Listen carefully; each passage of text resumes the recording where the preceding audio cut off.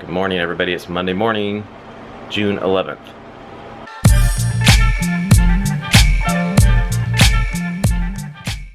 So we're up, and we're getting ready to go take Marco. He has to have a surgery done today, but it's kind of a personal surgery, so we're not going to go into exactly what it is.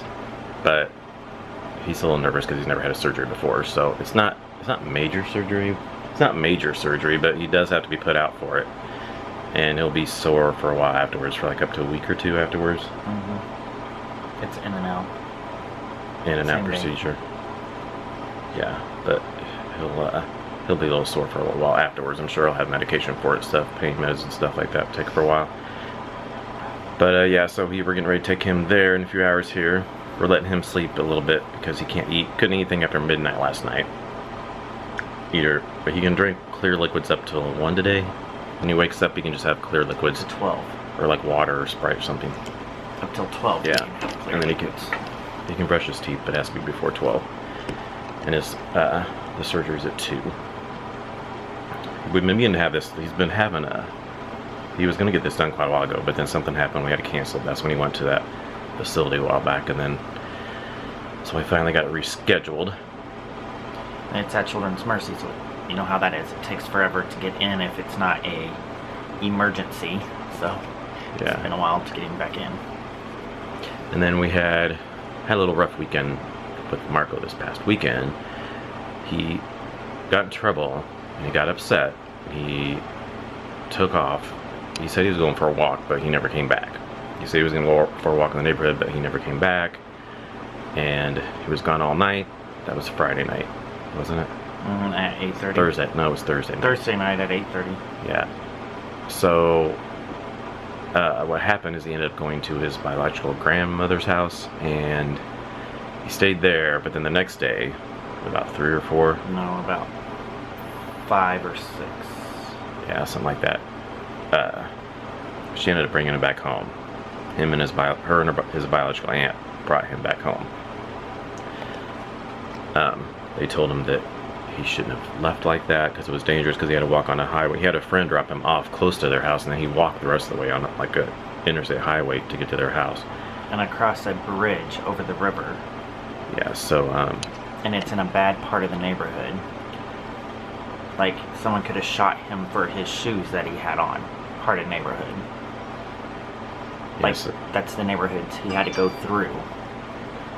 So she brought him home, and she had a big long talk with him, telling him he shouldn't have took off like that. That, you know, he has a good home here. He needs to respect us and stuff like that. So we really appreciate her doing that, bringing him home. And having a talk with him. Having a talk with him about it. It's just kind of hard for kids that are in foster care and have been through a lot like that. They tend to, like, when stuff gets bad or they get in trouble, they want to just like fleet and leave, more so than I think kids that aren't in foster care. Kids in foster care, it's kind of typical for them to kind of do that. Plus Marco has bipolar, so he's a little bit more, he doesn't think rationally at times. Sometimes he gets upset and just kind of wants to react at the time.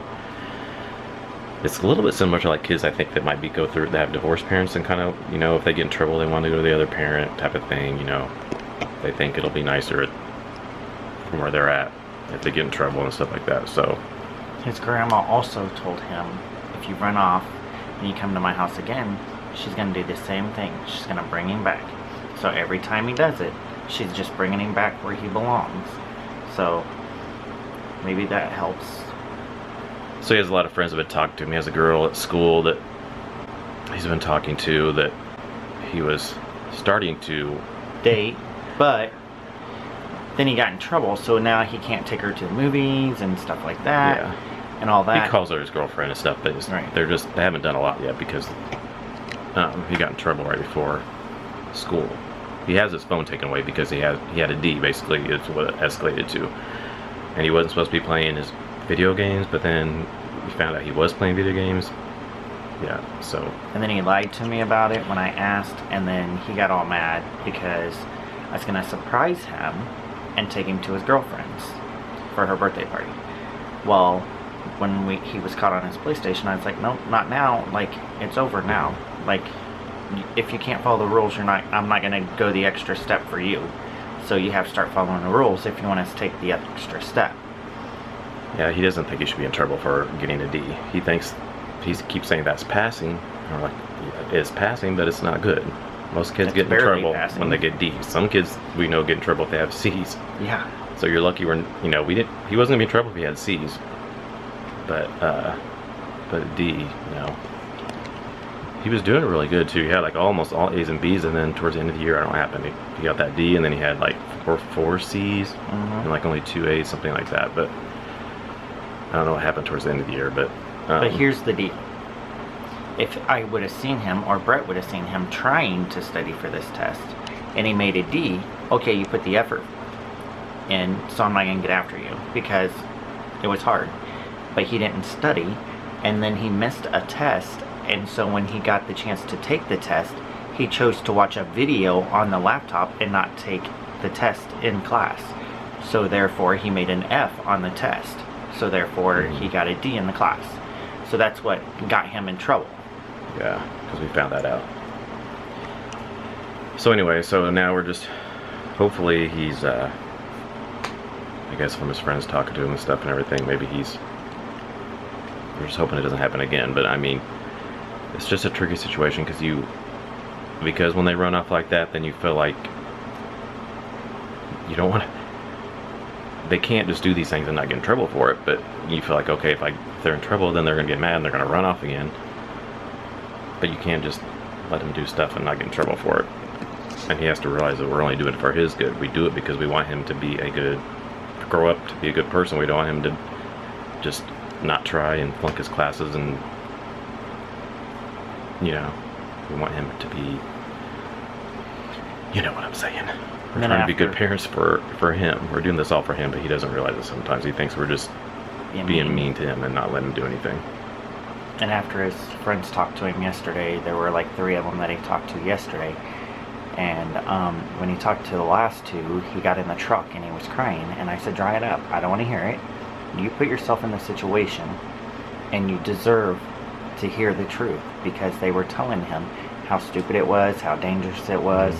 And then after we got home for a little bit, I said, or he came up to me and he goes, Dad, he goes, I realized I was really in the wrong. He goes, I didn't just hurt you guys, I hurt my friends too. And I said, yeah. I said, and that's why you shouldn't do stuff like this, because you're not just hurting us. You're trying to hurt us, but you're not just hurting us, you're hurting your friends as well. And his girlfriend is having to stick up with him for him, because now kids are talking about him for what he did. And so he's got to learn that, you know, when you do stuff like this, there's consequences. So he's home safe now, and hopefully it just don't happen again. Yeah. So just kind of the things you got to deal with when you have especially when you have foster kids, because it's just, their situation is just a little different. Sometimes they just get a little more, because of their past and everything. I think it just kind of gets in, they feel kind of hopeless kind of or something, and they just want to leave and run off. But not that other kids can't do too. But so anyway, just thank you.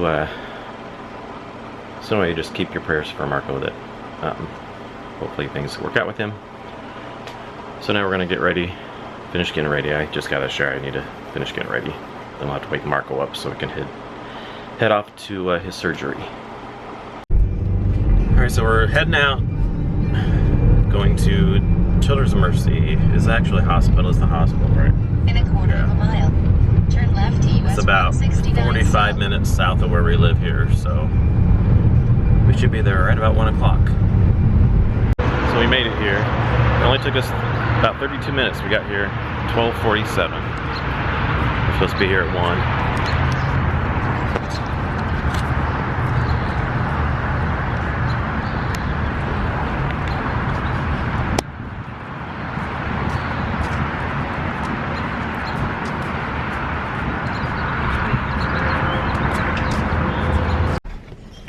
So Marco got out of surgery.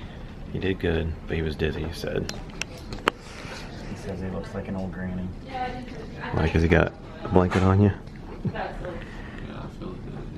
So we're just waiting to get the IV out here. Okay, he said. So I left the hospital. Marco's trying to come around a little bit. Still feeling a little groggy. He has some little fish crackers and some Gatorade. So now we're gonna eat something before we go home because he hasn't ate since before midnight last night, and we haven't had lunch either. We just had breakfast this morning. Brad, Ralphie, and I. They said nothing too heavy or like greasy or anything, so we're just gonna do, yeah, or spicy or nothing. So we want a Subway anyway, so we're gonna go to Subway. Once we get out of this traffic, because we're down in Overland Park, Kansas, and it's really crazy, the traffic down here. See an opening, get in now.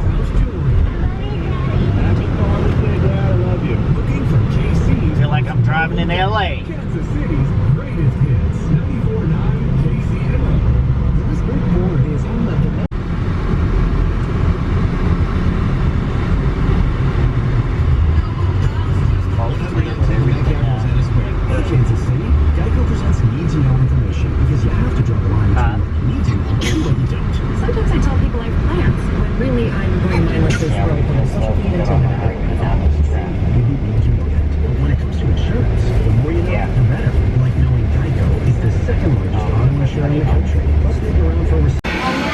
So we're at Subway, we got our food. I just got a turkey, foot-long turkey on the 9-grain honey oat bread with tomatoes, cucumbers, lettuce, and all that stuff. Marco got the same thing, but he got ham. Ralphie got a 6-inch flatbread with what kind of meat? What kind? No, turkey.